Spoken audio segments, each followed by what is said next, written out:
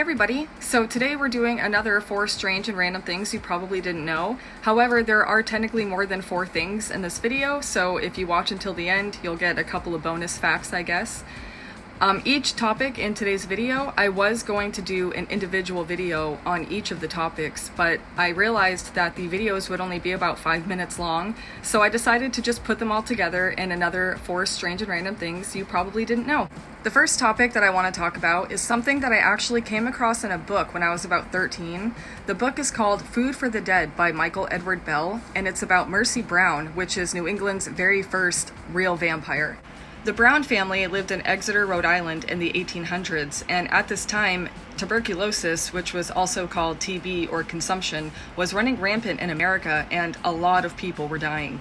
Eventually, tuberculosis found its way to the Brown family, and slowly but surely, each member of the family started dying off. The mother, Mary Eliza, was the first to die, followed by the oldest daughter, Mary Olive, in 1886.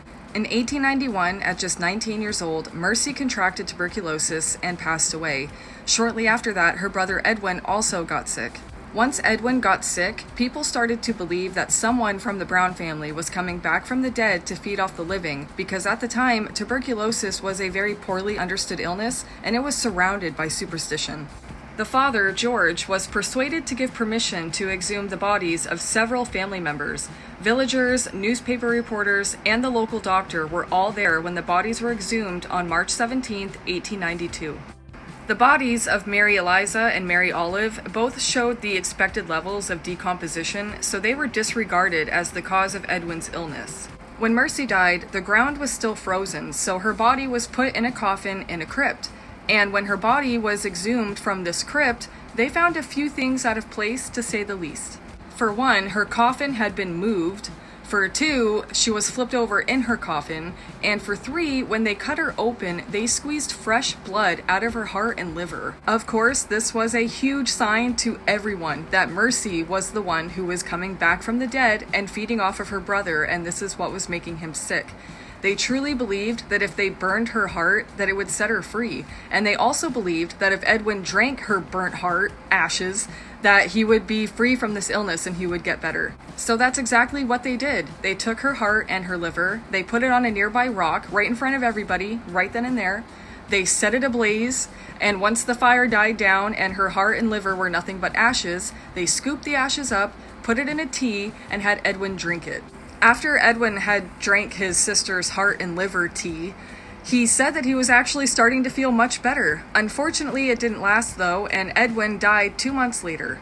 Soon, Mercy Brown's story spread like wildfire, and everybody knew about New England's vampire, including Bram Stoker, who used her story as inspiration for his novel, Dracula. He even based the character Lucy Westenra off of Mercy. Oh, and Mercy is also referred to in H.P. Lovecraft's The Shunned House. To this day, many people still visit the Brown family graves in Exeter, Rhode Island, especially Mercy's. The crypt that her body was held in before burial is still there, and so is the rock that they burned her heart and liver on. Number 2 on my list today is the story of Dee Casteel, the first woman to ever be sentenced to death by the electric chair in Florida. So this is another story that I found when I read a book in high school called Without Mercy, Obsession and Murder Under the Influence by Gary Prevost, I believe. And yeah, it's a crazy story. So getting into the story now, in 1983, Dee Casteel was the nicest person anyone would hope to meet. She was 44 years old, a waitress at the International House of Pancakes in the Florida Redlands, and to everyone around her, she seemed like a perfectly normal, nice lady. But what everyone didn't know is that Dee was a severe alcoholic.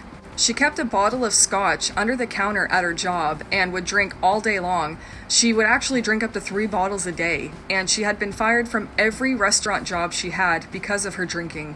Dee was married to another alcoholic. They had 2 small boys, and she also supported her drug-addicted daughter. On top of all this, Dee found herself falling head over heels for her gay manager, James Allen Bryant, who was dating the owner of the IHOP they both worked at, who was named Art Venecia. Art was a very successful yet frugal businessman. He owned real estate as well as the IHOP restaurant, so he was very well off. Unfortunately for Art, James was in love and having an affair with another man named Henry Ramos. They both had very expensive lifestyles, and James decided that he was going to kill Art and take his money, his business, and anything else he owned. So to carry this plan out, James enlisted the help of Dee. He knew that she liked him, and he also knew that she just happened to know a couple of guys who would do it. And for $5,000, a mechanic named Mike Irvin and his accomplice, Bill Rhodes, snuck into Art's house while he lay sleeping in his bed, and they strangled him to death. Once Art was dead, they put his body in a tiny shed on the property. Dee and James kept up appearances by showing up to work every day, and if anyone asked them about Art, they would just say that he was out of town on business or something. James even kept living in Art's house while Art's body was decomposing just a few feet away in that tiny shed. After the murder, Dee started taking care of Bessie Fisher, who was Art's 84-year-old mother who lived in a trailer on the property.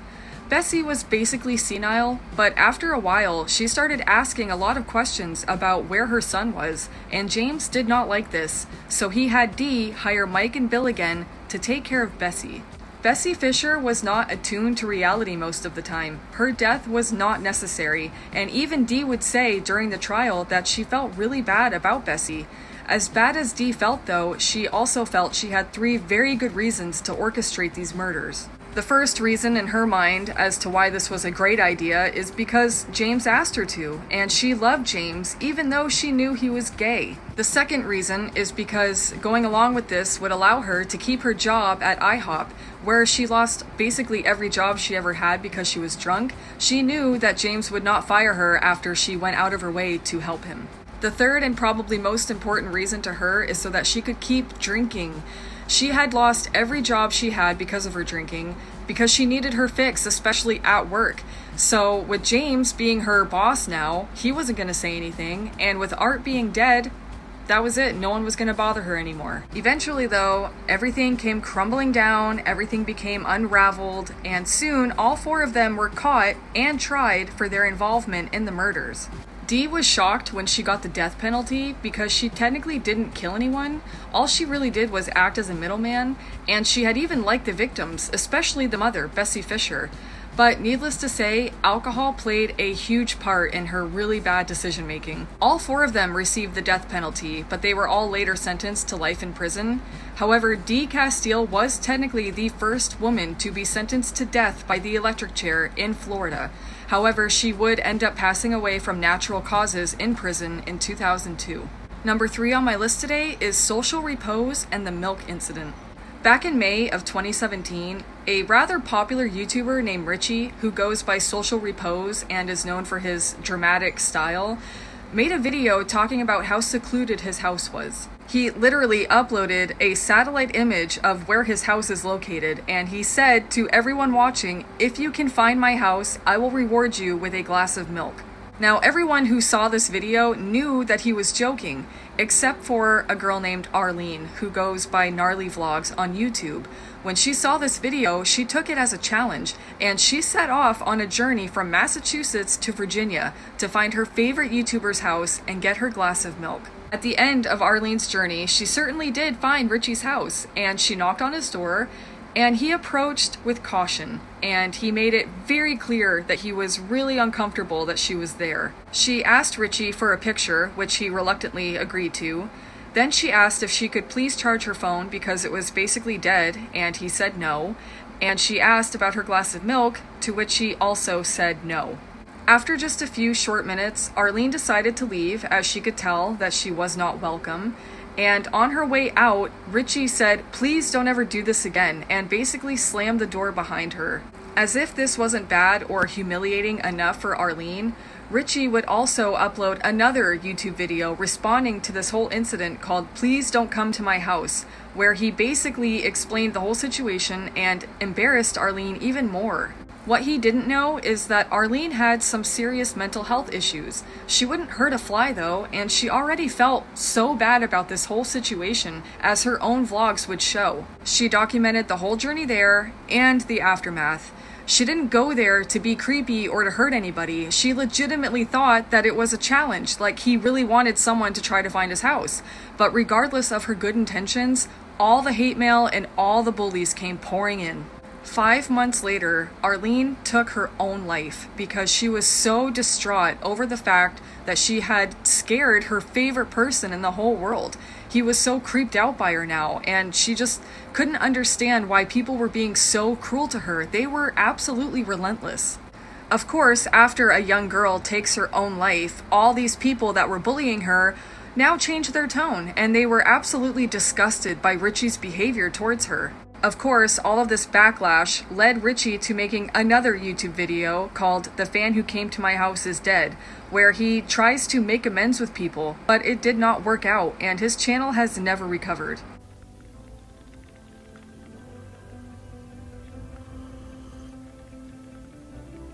So I wanted to end this video with some fun facts from one of my all-time favorite movies, Donnie Darko. For those who don't know, Donnie Darko is a science fiction psychological thriller that came out in 2001. It's set, though, in October of 1988. I'm not going to get into the whole plot of Donnie Darko because, as some people might know, it's a doozy. But there are 3 really interesting things about this movie that I wanted to talk about. First and foremost, if it wasn't for Drew Barrymore, Donnie Darko would not have ever been made. So, originally, Donnie Darko was supposed to be produced through a very popular production company. However, this production company was intimidated by the movie, and they decided to drop it at the last minute because they didn't think anyone would understand it. They didn't want to take the hit. However, Drew Barrymore, who is also in the movie, has her own production company called Flower Films. And as she read through the script, she got the understanding of how awesome and mind-blowing this movie was. So she decided to produce it herself through her own production company. And you can actually see it in the opening and ending credits that she is the producer of the movie. The second fun fact is in one of the scenes, Donnie's sister Samantha is performing with her dance team Sparkle Motion for a school talent show. The song that they dance to is called Notorious by Duran Duran, and this was actually a very last-minute decision. Up until the day of shooting, the song that they had planned for this scene was West End Girls by Pet Shop Boys, but they decided to try Notorious, and it just went better with the scene, so they decided to keep it in at the last minute. And my light died, but I have one last fun fact, and that is there are 2 bullies in Donnie Darko. One of them you'll recognize as Seth Rogen. This was actually his very first movie role ever. Now, the second bully in this movie is played by Alex Greenwald. You might recognize Alex Greenwald as the lead singer of Phantom Planet. Phantom Planet had a one-hit wonder called California back in 2001, and unfortunately, they never really topped that song, so everyone just kind of forgot about them. But I always thought it was really interesting that this was also his first movie role. California, here we come, right back where we started from. And on that note, that basically brings me to the end of my video, guys. So if you found this video interesting, please hit the thumbs up and let me know. Don't forget to subscribe if you haven't already. And as always, I leave all of my social media and any links that are interesting dealing with this video in the description box below. So I hope you guys have a great night, and I'll see you soon.